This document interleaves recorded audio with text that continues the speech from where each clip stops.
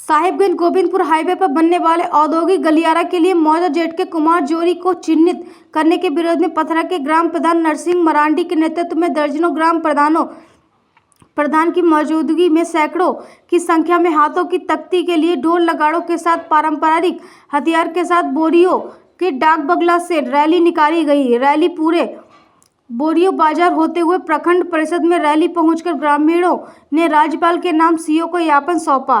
प्रधान नरसिंह मरांडी ने बताया कि ग्राम प्रधान की बिना अनुमति के जमीन को चिन्हित कर सरकार को पत्र भेजा गया, जो सरासर गलत है।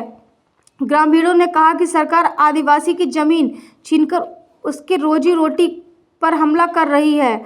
उन लोगों ने जेठ के कुमार जोरी मौजा में बनने वाले औद्योगिक गलियारा को नष्ट करने की मांग की। गंज का डीसी साहब जो है वो ज़मीन को चिन्हित करके बिना ग्राम सभा के अनुमति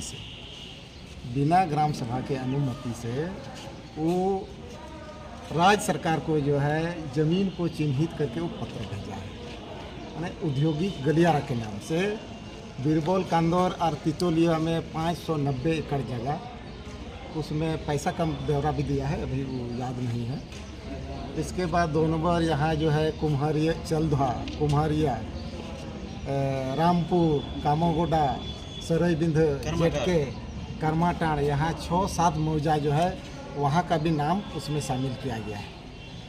तो हमारा ये कहना है, भारत का संविधान 13(3) को में जब यहाँ ग्राम सभा को अधिकार दिया गया है कि अनुसूचित क्षेत्र में कोई भी काम होगा तो बिना ग्राम सभा के अनुमति से कोई कुछ चीज़ का यहाँ निर्माण या घोषणा सरकार भी नहीं कर सकता, ऐसा नियम है। दूसरा चीज़, सुप्रीम कोर्ट जो जजमेंट दिया है, सुप्रीम कोर्ट यहाँ जजमेंट दिया है, विधानता जजमेंट 18 अप्रैल 2013, उसमें साफ साफ लिखा है, सुप्रीम कोर्ट बोल रहा है लोकसभा ना विधानसभा सबसे बड़ा ग्राम सभा। जब सरकार से हम बड़ा हैं तो हमसे पहले सरकार किस आधार पर ये पेपर के माध्यम से यहाँ चिट्ठी निकाल देता है, मतलब पेपर के माध्यम से यहाँ का ज़मीन को अधिग्रहण करने के लिए वो उजागर करता है, ये हम लोग को तो पता नहीं चलता।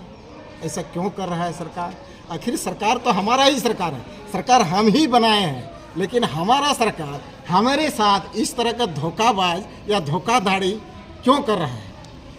समता जजमेंट ये हम नहीं बोल रहे हैं, ये सुप्रीम कोर्ट बोल रहा है कि अनुसूचित क्षेत्र में 11 जुलाई 1997 ये सुप्रीम कोर्ट बोल रहा है कि अनुसूचित क्षेत्र में राज्य सरकार और केंद्र सरकार का यहाँ 1 इंच भी ज़मीन नहीं है। तो जब सरकार का यहाँ 1 इंच भी ज़मीन नहीं है तो आदिवासी का ज़मीन के साथ फिर सरकार जबरन छेड़छाड़ क्यों कर रहा है? हम लोग का मेन मुद्दा यही है और उसी के विरोध में ये रैली और धरना प्रदर्शन के माध्यम से सीओ के द्वारा हम लोग राज्यपाल को एक ठो ज्ञापन देने के लिए अभी यहाँ आए हैं। अच्छा, आज के रैली में और ये धरना प्रदर्शन में कितने गांव के ग्रामीण शामिल हुए? यहाँ बहुत गांव का है, यहाँ कम से कम 12-14 गांव का ग्रामीण जो है शामिल है। ग्राम प्रधान के साथ, ग्राम प्रधान के साथ, पूरा जनता के साथ, और क्या बोलता है पारंपरिक हथियार के साथ, ढोल नगाड़ा के साथ 28 गांव का आदमी जो है यहाँ सीओ साहब को ये ज्ञापन देने के लिए हम लोग आए। औद्योगिक गलियारा बनने के कारण क्या नुकसान हो सकती है जो आप लोग विरोध कर रहे हैं? देखिए सर, औद्योगिक गलियारा बनने से क्या नुकसान है आप तो देख रहे हैं। बगल में जो कोयला खुदाई हो रहा है लालमटिया के बगल में, कितना आदमी वहाँ से विस्थापन हो गया, वो वहाँ का आदमी कहाँ चला गया ये कोई पता नहीं। सबसे बड़ी बात है आदिवासी का ज़मीन रहेगा तो उसका रीति रिवाज रहेगा, उसका अरीचली रहेगा, उसका संस्कार रहेगा, उसका शादी ब्याह रहेगा, सब कुछ रहेगा। अगर उससे ज़मीन छीना जाएगा तो उसका पारंपरिक जो व्यवहार रीति रिवाज है सब खत्म हो जाएगा।